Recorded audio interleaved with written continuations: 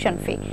এদিকে স্কুল ভেদে ছাত্রছাত্রীদের জন্য নেই কোনো নির্দিষ্ট সিলেবাস, আর তাই এসব স্কুলের জন্য সুনির্দিষ্ট নীতিমালা প্রণয়নের দাবি জানিয়েছেন অভিভাবকরা।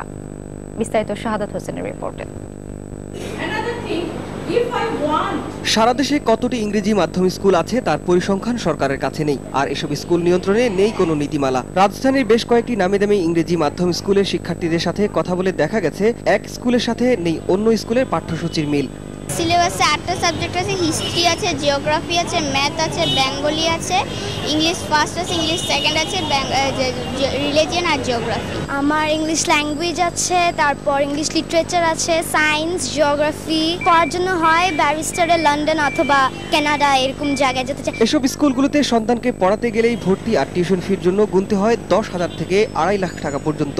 শেষ পর্যন্ত সন্তানের ভবিষ্যতের জন্য অভিভাবকদের জিম্মি হতে হচ্ছে এসব প্রতিষ্ঠানের। টিউশন ফি দিচ্ছি 6,500 টাকা, তা আমাদের জন্য একটু বেশি হয়, একটু কম হলে আমাদের জন্য ভালো হয়।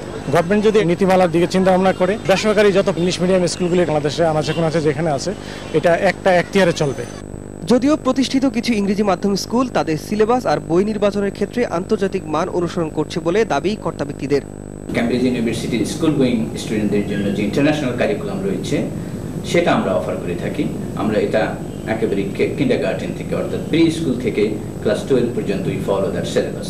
আমাদের খরচটা কম্পারেটিভলি পাবলিক স্কুলের চেয়ে বা আপনার সরকারি স্কুলের চেয়ে বেশি। এসব প্রতিষ্ঠানকে ঠিকভাবে চালাতে একটি নীতিমালার মধ্যে নিয়ে আসতে হবে বলে জানিয়েছেন মাধ্যমিক ও উচ্চ মাধ্যমিক শিক্ষা অধিদপ্তরের পরিচালক। প্রথমত আমরা রেজিস্ট্রেশনের এই একটা আওতার মধ্যে নিয়ে আসব এবং আসার পরে অবশ্যই এটি একটি সুনির্দিষ্ট নীতিমালার মধ্যে আসতে হবে। ইংলিশ মিডিয়ামের জন্য ওইভাবে সুস্পষ্ট কোনো নীতিমালা নেই, তবে এমন কিছু অভিযোগ আমাদের কাছে কিন্তু এখনো পৌঁছেনি। ইংরেজি মাধ্যম স্কুলগুলো যথাযথ মান উন্নয়নের জন্য কার্যকর ব্যবস্থা নেবারও দাবি জানিয়েছেন অভিভাবকরা। শাহাদাত হোসেন, সময় সংবাদ, ঢাকা। এদিকে ইংরেজি